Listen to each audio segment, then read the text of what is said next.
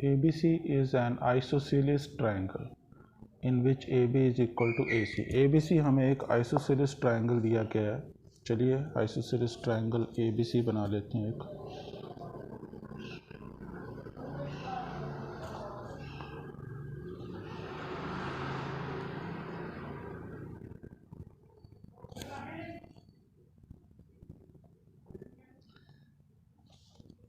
मान लीजिए ये हमारा isosceles triangle ABC है, in which AB is equal to AC। ABC is an isosceles, AB बराबर AC के है। AD bisects exterior angle PAC। PAC तो इसका मतलब इसको एक्सटेंड करना पड़ेगा A के ऊपर एक्सटीरियर एंगल बनाने के लिए।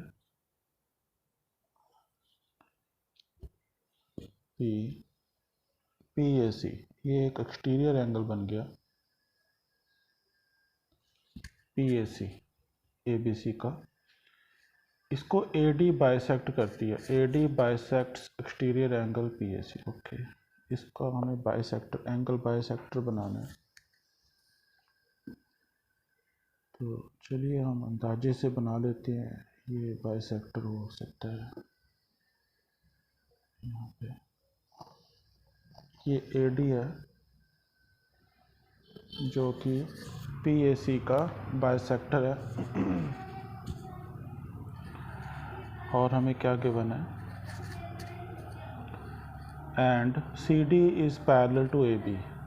CD जो है वो AB के पैरेलल ड्रॉ करनी है। ओके, तो CD थोड़ा सा इधर लेनी पड़ेगी हमें नज़दीक। CD पैरेलल के ओके, तो D हम यहाँ पे ले लेते हैं। चलिए ये अब हमें इसको मैं थोड़ा ब्लैक पेन से हाईलाइट कर देता हूँ ताकि आपको साफ साफ दिखाई दे।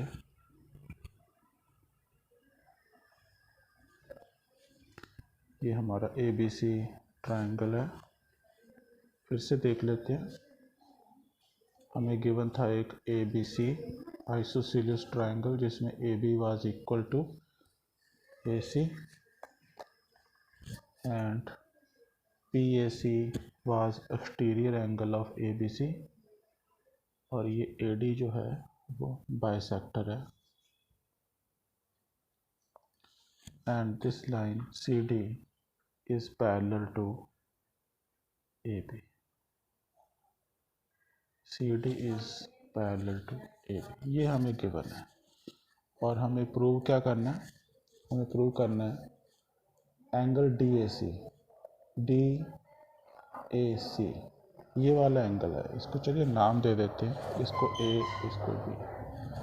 जो एंगल B है ये वाला, ये हमें प्रूव करना है इज इक्वल टू BCA यानी इसके बराबर है। इसको भी कोई नाम दे देते हैं, C कर देते हैं।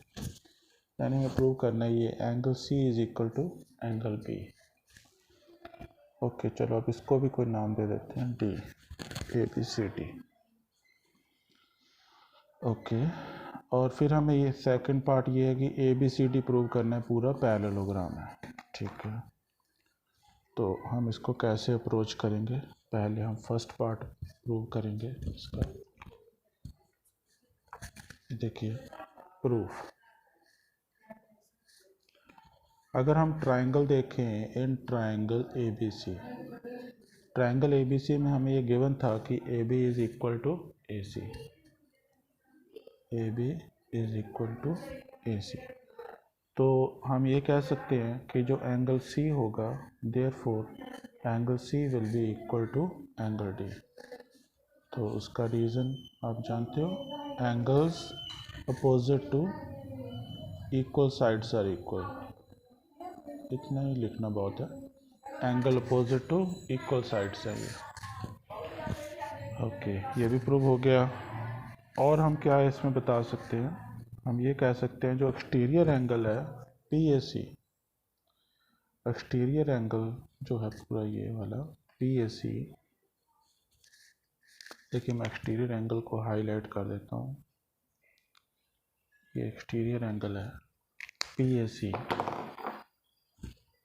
That will be equal to angle C plus angle D। ये हम कह सकते हैं क्योंकि ये एक प्रॉपर्टी है कि जो एक्सटीरियर एंगल होता है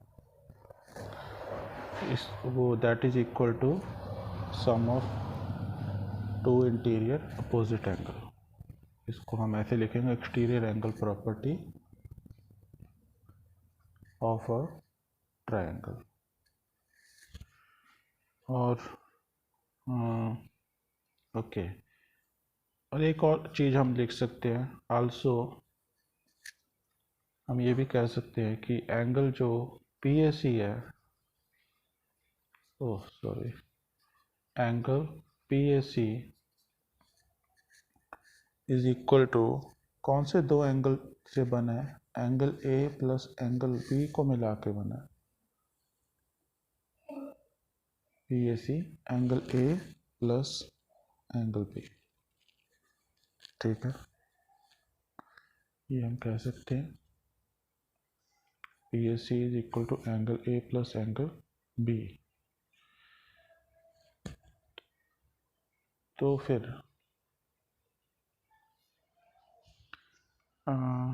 ठीक है, तो और हम जानते हैं कि जो angle A is equal to angle B, angle A और एंगल B बराबर है क्योंकि AD PAC को बाइसेक्ट करता है। तो फिर हम एंगल PAC,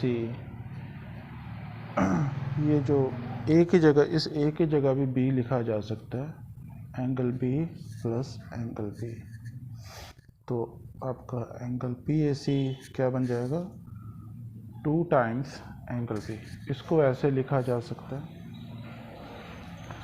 जो ये हमने यहाँ पर लिखा था, angle PAC is equal to angle C plus angle D, exterior angle property.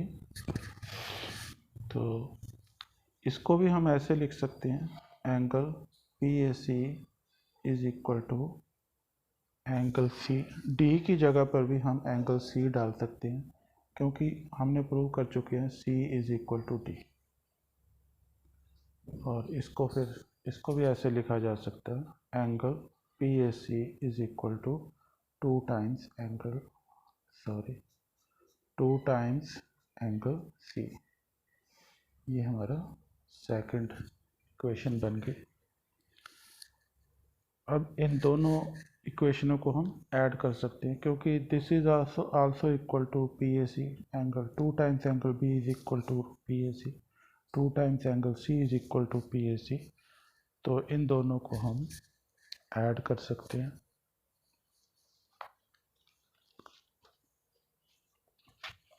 इधर कर लेते हैं, देखिए, फ्रॉम फर्स्ट एंड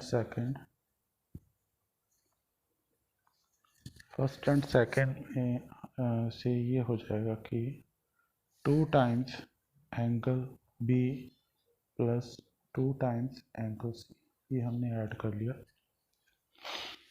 तो 2 और 2 कट जाएगा, एंगल B